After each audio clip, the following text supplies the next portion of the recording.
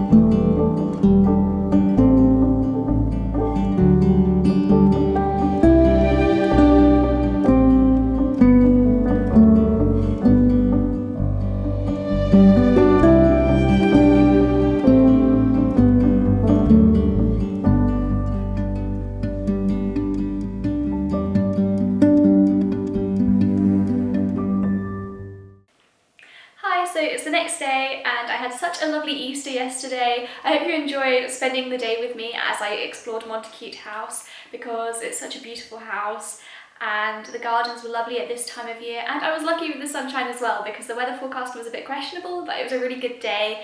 And you probably saw at the end of the footage up until now that I went out for a roast at a pub. I've never been to that pub before. I can't remember the name now, but I will put a link in the description box of where I went because the food was really good. And once I heard on the radio someone saying that you can tell if the food at a pub is going to be good based on how good the baskets of flowers are hung outside the pub, because in England it's very common for baskets of flowers to be put along the walls outside the pub. And it's something that my mum and I kind of use as a joke. So when we go out, we're like, oh, the hanging flowers are really good at this pub, I bet the food's going to be good. But to be honest, I don't know who came up with this idea, but it's a very accurate reflection of the quality of the food of a pub. I guess that if they pay high attention to detail with their flowers, they also pay high attention to detail with their food. And that pub had great flowers, great food, and we were lucky because we were planning to go to the pub in Montacute Village, and we thought we'd reserved it online, but we went and they said that you can only reserve by phone, by calling. So I don't know what form we'd filled out, but basically we hadn't reserved. So then on the drive home, we just kind of looked for somewhere that looked nice to stop, and we were very lucky because we did manage to find somewhere to stop on the way back. And yes, it was a really nice Easter. And today I'm going to be baking something for Easter. I mean, I know it's already past Easter, but I feel like it's still nice to have Easter treats at this time of year, and it's still Easter holidays. And I'm going to be making a pane Pasquale, which is an Italian Easter bread. And it's basically a wreath, and woven into the wreath are boiled eggs, but it's a sweet bread. It's a bit like a brioche with raisins in it, and it's really good. And I haven't made it for like 2 years.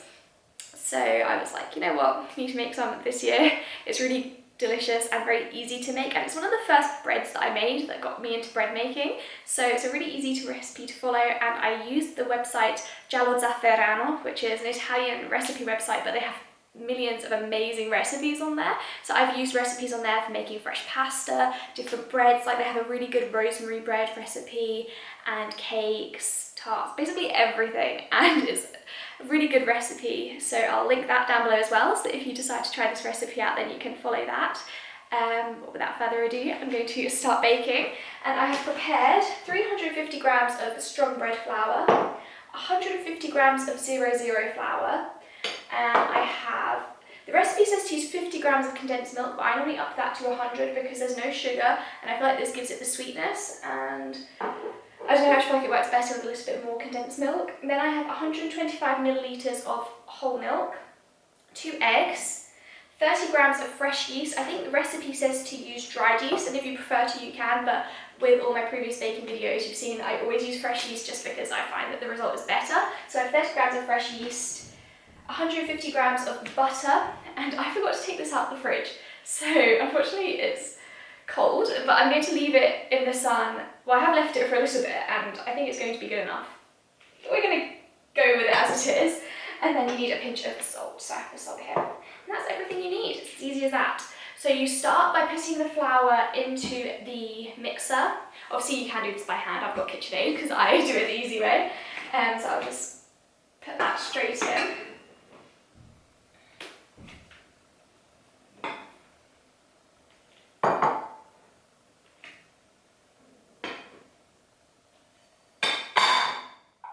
And you can put the mixer on at a very low speed just to get the two flours combined. I always forget to plug the KitchenAid in. Okay. Then you should heat the milk in a pan until it's warm, but nice cold out of the fridge. And to dissolve the yeast in it, you need it to be kind of warm to the touch. So I'm going to put that on the pan for a second. Okay, now that the milk is lukewarm, but not too hot, I've put it into a bowl and I'm going to dissolve the yeast in. So I'm just going to crumble that in. And then with my finger, just mix it until it's all dissolved in there. And now that it's dissolved, I'll pour it into the KitchenAid and turn the mixer on.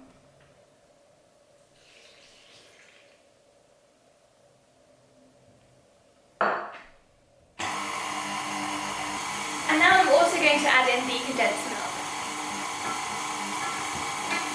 Now that all of that is mixed together as much as it can, I'm going to crack the eggs and with a fork just kind of beat them until they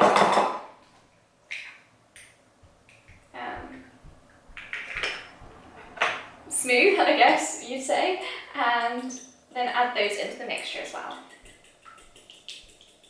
And I'm not going to whisk them or anything because it doesn't really matter, just as long as the yolks and the whites are combined, that's fine. So just roughly mix them quickly. And then pour those straight in. And the recipe says to also add in some water, but last time I did that and the mixture came out way too liquidy and I had to add in extra flour, so I'm not going to add in any water today, but I guess you should see how your mixture is turning out, and if you feel it's too dry and it's not coming together as a nice dough, I'll show you when mine gets to that stage. Then you can always add in a little bit of water at a time until it reaches that consistency, but like I said, I'm not going to add in any water. This stage the dough should start to look like this. I hope you can see it. It's kind of soft and flexible and kind of a Play-Doh consistency and not too sticky, although it's a bit sticky, but it's not, like, it's coming away from my fingers. And then what you're going to do is keep the mixer on and leave it just beating the dough, and then add the butter in a bit at a time. So I've already got it cut into kind of small chunks, but basically you just add in a small chunk at a time as it's mixing, and then once that bit's been combined, you add in some more until you've gotten through all of the butter.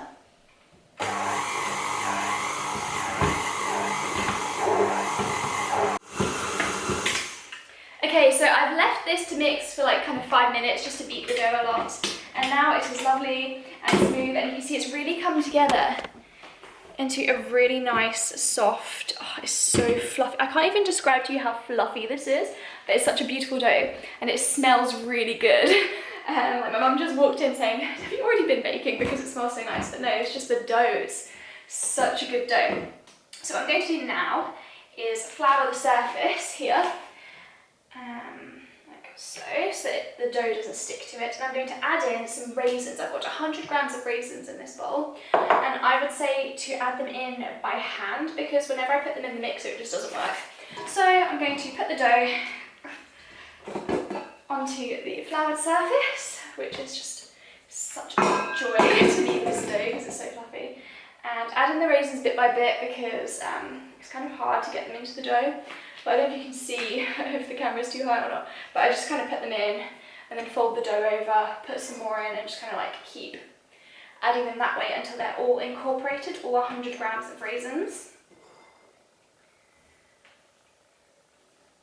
And then what you're going to do is put the dough back into the bowl, cover it with some cling film and leave it for 2 hours to rise. So I know that's quite a long time, but you can get on with something else. So for me, I'm going to go for a walk and then come back and finish off the bread because the weather's really nice.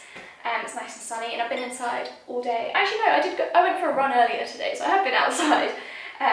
But I'll go out for a nice walk somewhere just to enjoy the fresh air a bit and relax. And yes, I'm not sure where I'll go. Probably somewhere in the countryside. You know what? Funny story. Actually, it's not that funny.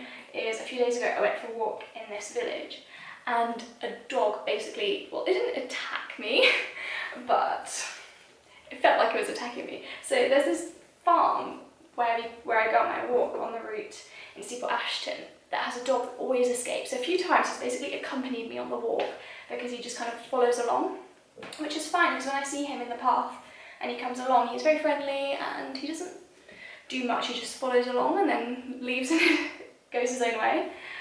But when I went there last time, I was walking and the hedges that kind of line the path are really tall, and then I don't even realise he's there because he doesn't bark or something to warn that he's going to come, and he just jumps over the hedge, and I swear it's the highest I've ever seen a dog jump. I didn't realise they could jump that high, and he just jumps out in front of me and then leaps onto me.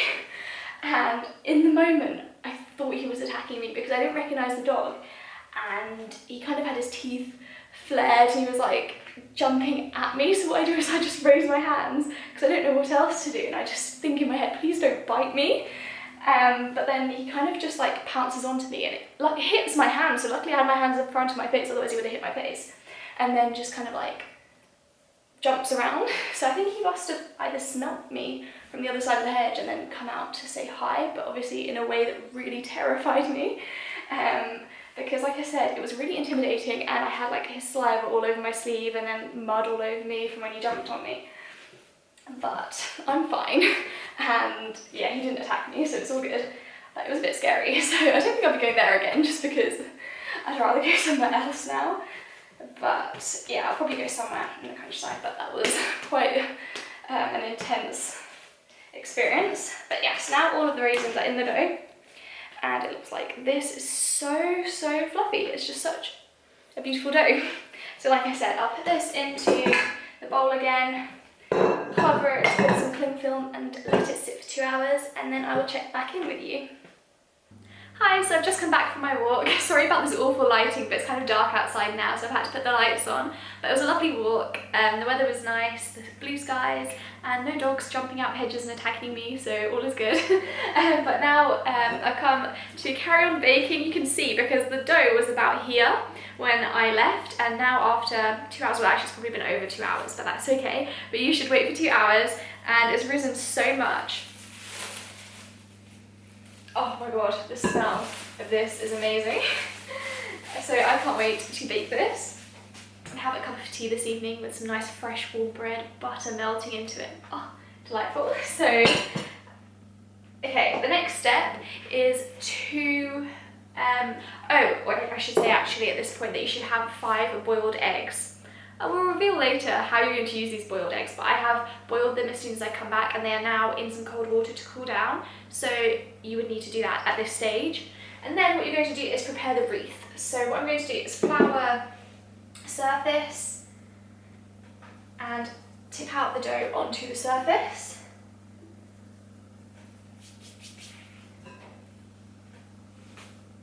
Oh, you can see how fluffy it is. I'm so excited to bake this. And now you're going to have to divide the dough into 2 pieces. Alternatively, what you could have done is had 2 bowls prepared, and when you left the dough to rise, had the 2 halves rising separately. But obviously you need 2 bowls to be able to do that, but for me I just find it easier to do it in the same bowl and then cut it afterwards, but that is up to you. So now I'm going to cut this into 2.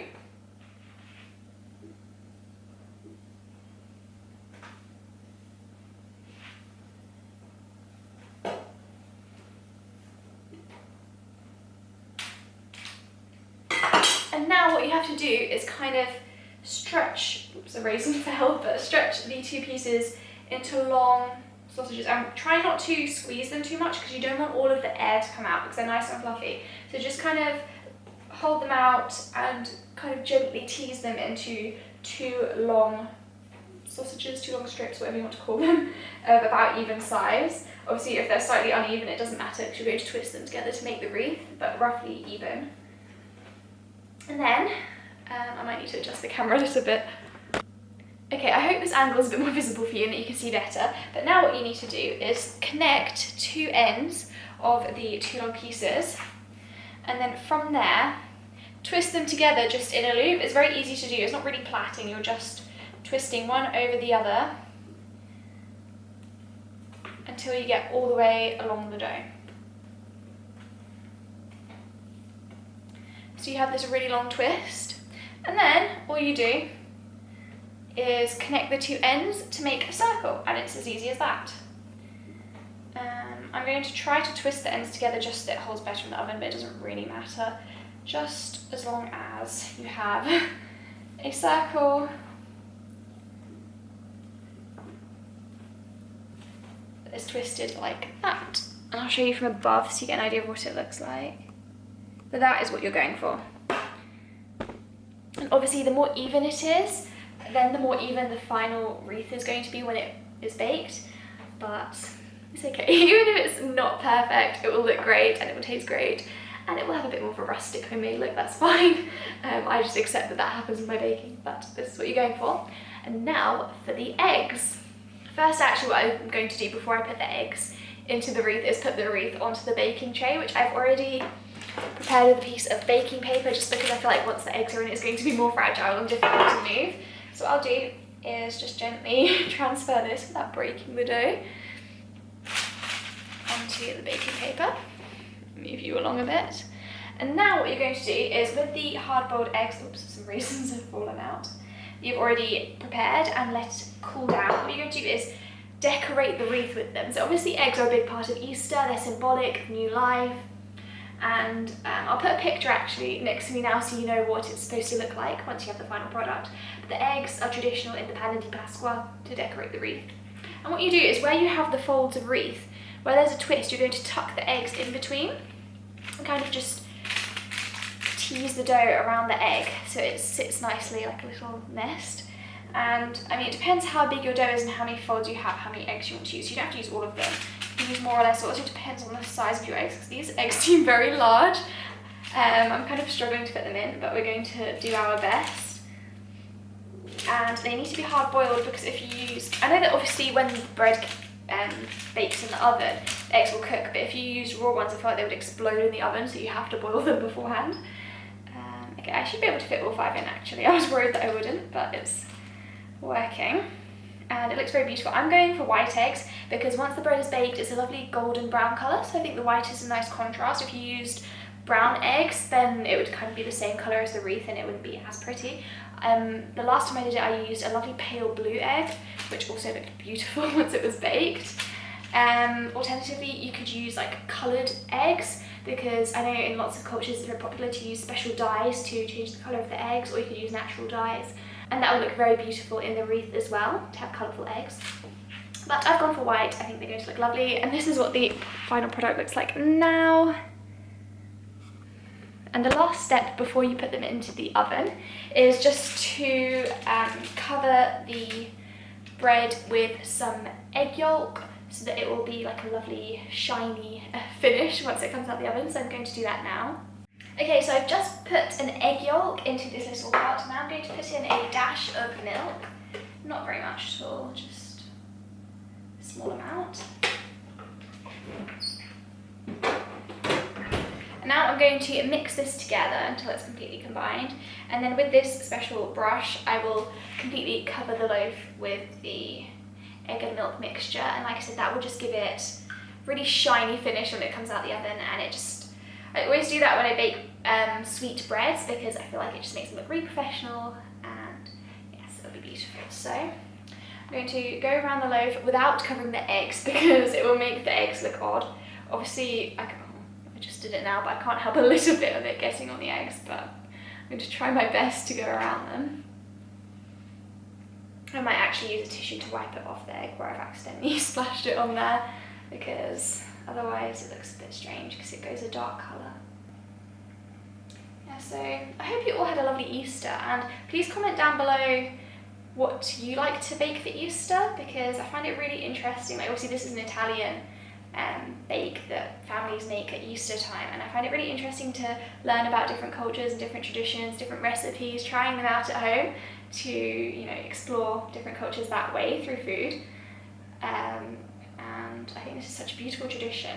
And when you have Easter breakfast, or just having this bread on the table when you're gathered with family, it looks so impressive. But I would love to hear about what you all like to do at Easter time, so please do comment it below. For me, when I was younger, my family always used to make a carrot cake at Easter time, and then we also always used to do cupcakes. So we'd do vanilla cupcakes and do half of them with vanilla icing and half of them with chocolate icing, and put like mini eggs on top, and that was also something that we always did because they looked really cute. And I guess when you're younger it's easier to make something like that than a bread. But yes, baking is definitely a big part of Easter for me. Okay, so I think that is completely covered with the egg mixture. Okay, and where I've made a bit of a mess, I'm just going to clean the eggs with the paper towel because I want them to look pretty.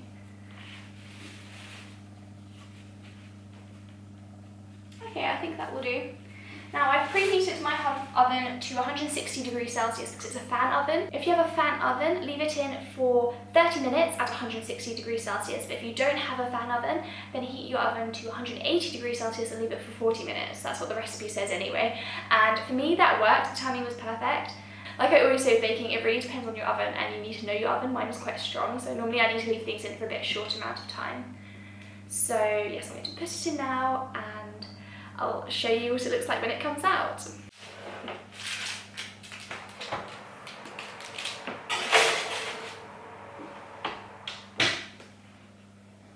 Okay, so I've just taken the loaf out of the oven. I left it in for half an hour as recommended at 160 degrees Celsius, and look how beautiful this is.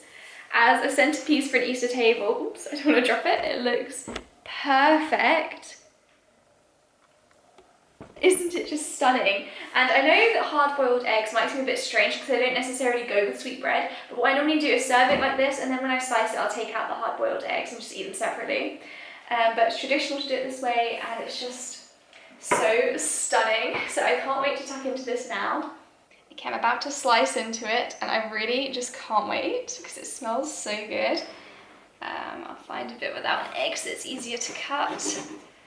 Oh my gosh, it's so fluffy. Like, look at this.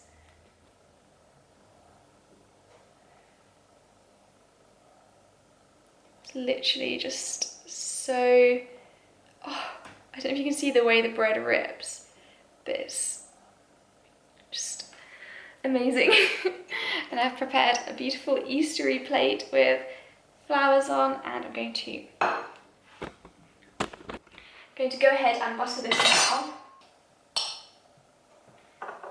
About to try it now.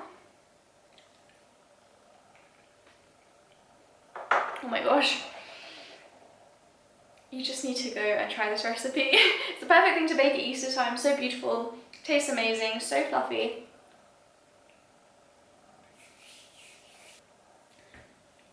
If you try this recipe, please let me know how it turns out, because I'm really interested to know who does it and how you find the tutorial. But wow, I'm going to go and enjoy this, make myself a cup of tea, and yes, just have a cozy evening. So I hope you enjoyed this video and that you all had a lovely Easter wherever you are. If you like this video, then please subscribe to my channel to join me in more adventures and to get more delicious recipes like this one. And I will see you next time. Bye!